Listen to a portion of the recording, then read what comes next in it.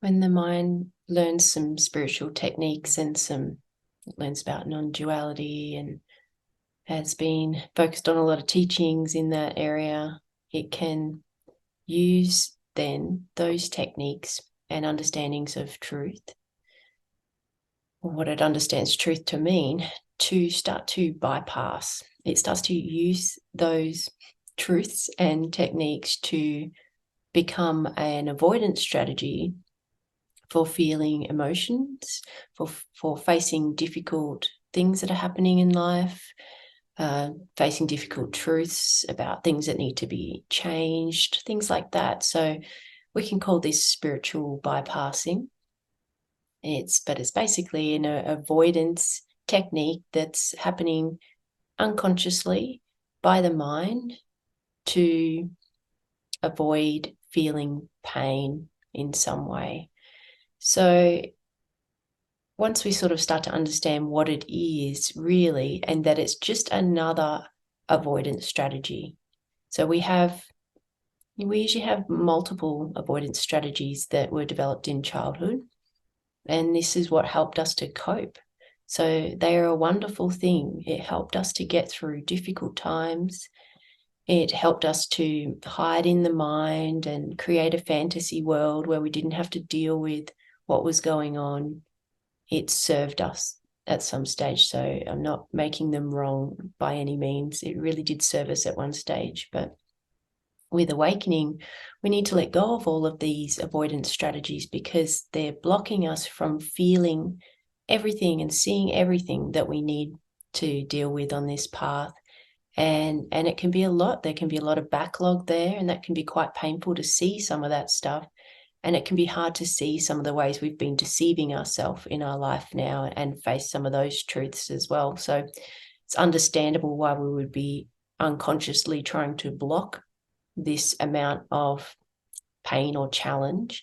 But awakening does ask us to start facing all of these things, because all of that, nothing needs to be pushed away. We start to see nothing needs to be rejected, and it can't be for the awakening process to continue. We lovingly embrace every single thing that's ever happened and every single part of us, and we see we don't need to reject any of it, no matter what has happened.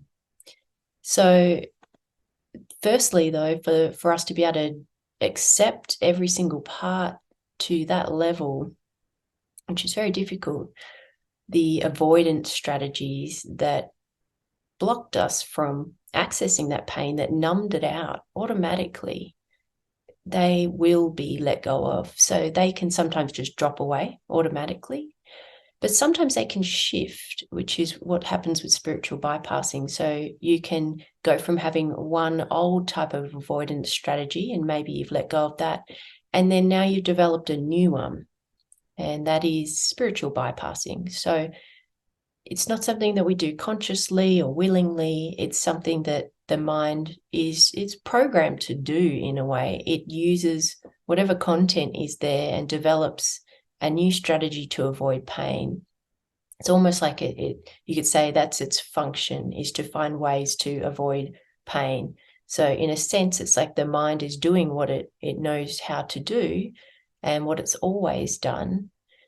And so it's understandable why it would use spiritual practices to now use that as an avoidance strategy to avoid pain. It's totally understandable how that all works. The difficulty is that this type of avoidance strategy can be a lot more in hiding, a lot harder to spot, because it is spiritually based. And so it can sound like it's not an avoidance strategy unless you really know what you're looking for. It can sound, and there's a lot of truth in it as well, because it's not to say it's not true. Some of the things the mind is saying when it's spiritually bypassing, some of those things could be true, but it's more about why is the mind saying that at that time? What's the agenda there? Is it trying to avoid something? So I'll give you some examples just to try and help you to know what I'm pointing to here. So for example, if we're trying to avoid a difficult we've got a difficult relationship and we don't want to have to go to therapy or talk to our partner. We're trying to avoid confrontation, something along those lines. We're not really wanting to deal with just how dysfunctional it is. So what we do once we start a spiritual awakening, we start getting into non-dual teachings, the mind can then use those teachings to start avoiding facing what needs to be faced in that relationship to make it healthy. So it will say things like, I accept it the way it is. Everything is happening perfectly, or everything just is the way that it is. It's just a matter of me accepting it. And so that is a spiritual practice of acceptance. That is a good one that I recommend. But this is a way that the mind can use it to avoid facing something that it wants to face. It will just say, no, this is just my karma. This is, I just need to accept this.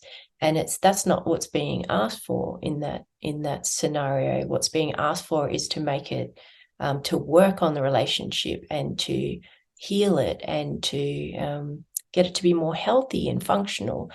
And so that's an example of how we can use spiritual techniques to bypass facing something. If we've got a lot of emotional content there that we've been avoiding all of our life facing, and we might not even know it's there. I often work with people that say, I don't really think I have much there.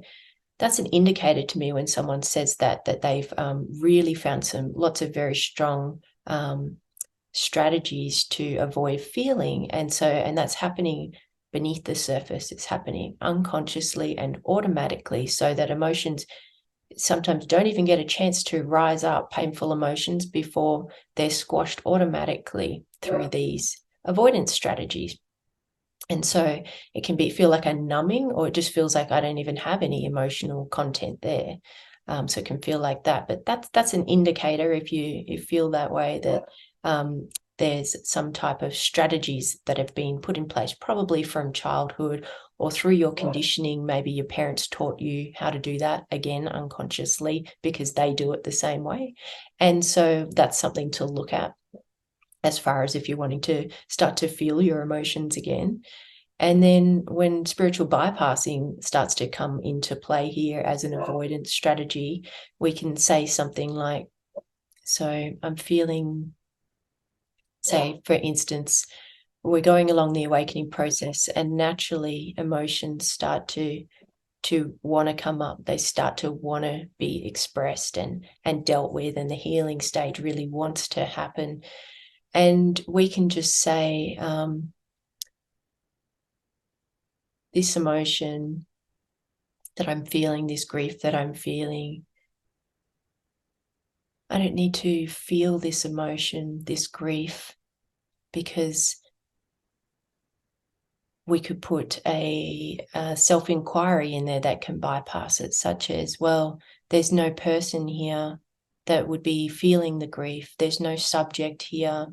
I can't find the person here in my experience that is the one that is grieving. Therefore, there's no need to feel the grief. I just have to see that there's no person here. So again, what makes spiritual bypassing so tricky is that there's some truth in that, and that practice could be useful at a certain time. So it's not to say it's completely unhelpful. It's more about when you're using it and why you're using the practices. Like, what is the agenda there, that the unconscious agenda and so in that case, it's to avoid feeling the grief.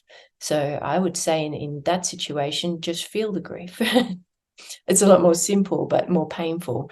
Just feel it, cry, express it, and then that's it. And then if it feels right to do an inquiry about who is there, then that's often a good time to do it. But I often say it's safer to feel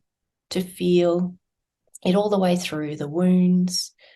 Yes, it is part of the storyline of the character, but that's the way forward, is to go into the storyline and feel everything that's stuck. Feel those repressed emotions, feel them fully. And then we can adopt spiritual practices like inquiry work and after that, once the emotional processing has been done. That's the way I sort of recommend to do it. That way we don't spiritually bypass as much. But they're just a couple examples of how we can spiritually bypass. It's really quite sneaky. I see it very often working with people, particularly those who haven't worked with a mentor before and have just been watching non-duality videos, particularly like Neo-Advaita kind of realm.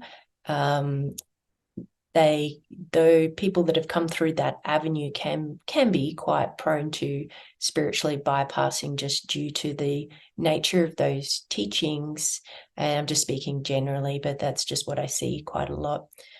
So awakening is the path of embracing everything, absolutely everything, truly, because you are everything. And so we can't push away everything forever or anything forever. Eventually it will want to be seen, and eventually it will come out one way or another. But putting down spiritual bypassing, or at least starting to notice all the ways that you put a spiritual twist on it, and perhaps you do this to other people in your life as well, and you sort of say, well, they wouldn't understand because they're not going through an awakening, and the projections of spirituality that we put on other people as well, that can be a really interesting investigation. So I hope that helps you to understand spiritual bypassing a little better. And it's okay if you're doing it. It's totally fine. It's quite a natural thing that happens when we're going through an awakening, but it will be a hindrance to awakening progressing.